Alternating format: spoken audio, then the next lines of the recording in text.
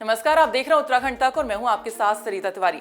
हरिद्वार के सांसद और पूर्व केंद्रीय मंत्री डॉक्टर रमेश पोखरियाल निशंक ने चारधाम यात्रा के दौरान अतिक्रमण अभियान चलाना और तोड़फोड़ करने को लेकर कह दिया है कि यात्रा के दौरान कोई भी अतिक्रमण हटाने का काम या तोड़फोड़ का काम शहर में नहीं होना चाहिए। और साथ ये भी कहा कि सड़कों के इतने चौड़े होने के बाद भी सड़कों पर जो यात्रियों का दबाव है वो इसलिए क्योंकि यहाँ पर यात्रा को पूरे देश और दुनिया के पर्यटक इस समय उत्तराखंड की धरती पर आ रहे हैं। अभी जो चारधाम यात्रा, ये बात सही है, पूरे रिकॉर्ड टूट गए हैं और जितनी अपेक्षा भी नहीं थी और जितनी व्यवस्थाएं थी, स्वाभाविक कि जब इस सीमा तक यात्रा चलती है तो व्यवस्थाओं में भी बहुत चुनौतियां होती हैं।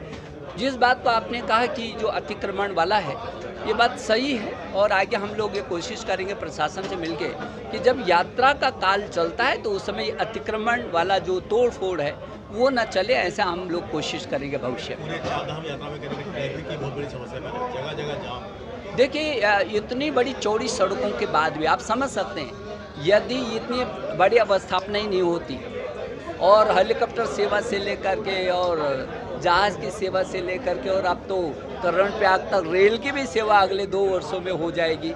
इतनी अवस्थापनाओं के विकसित होने के बाद भी बहुत दबाव है। क्यों दबाव है? क्योंकि पूरे देश और दुनिया का पर्यटक उत्तराखंड की धरती पर आ रहा है, उत्तराखंड को देखना चाहता है, यहाँ के चार धामों की यात्रा करना चाहता है। हमारे लिए सौभाग्य है, लेकिन उतनी ही चुनौती भी हैं और इसलिए हमारी गवर्नमेंट पूरी व्यवस्थाओं को करने में जुटी है। आपको बता दें कि डॉक्टर निशंक 16-17 साल के बाद हुए शहर व्यापार मंडल चुनाव के शपथ ग्रहण समारोह में मुख्य अतिथि के रूप में शिरकत करने पहुंचे। इस दौरान उन्होंने शहर व्यापार मंडल के अध्यक्ष पद पर राजीव पाराशर, महामंत्री पद पर अमन शर्मा और कोषाध्यक्ष पद पर श्रीराम अरोड़ा को शपथ दिलाई और कहा कि हरिद्वार न केवल भारत बल्कि पूरे विश्व में अध्यात्म की राजधानी है।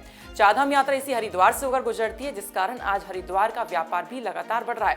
हरिद्वार के व्यापारी देश से दुनिया से आने वाले श्रद्धालुओं की जिस तरह सेवा करते हैं वो हमारे लिए एक खुशी का विषय है। तो ये थी हमारे सहयोगी मुदित अग्रवाल की रिपोर्ट और फिलहाल इसी के साथ बाकी खबरों के लिए आप देखते रहिए उत्तराखंड तक। नमस्कार।